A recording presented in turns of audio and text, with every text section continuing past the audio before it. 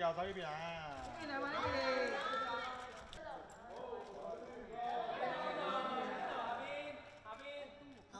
我覺得佢個性格、佢個經歷對我嚟講係最遙遠嘅，因為我本身係我屋企係充滿住愛咯，所以我當初我都揾咗好耐郭文如呢個女仔，究竟有咩導致到佢會咁對屋企咁冷漠呢？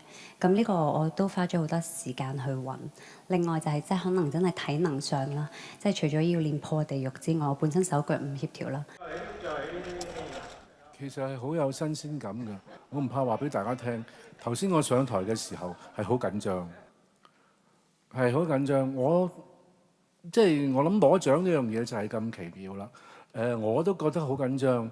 咁我又睇到之前好多演員攞獎啊，好感動啊。咁其實大家可以睇到佢哋即係每個人，即係每個演員喺自己部戲裏邊自己嘅角色係付出咗好大嘅努力，所以你睇到佢哋係真情流露嘅呢一刻，我係好令我覺得感動。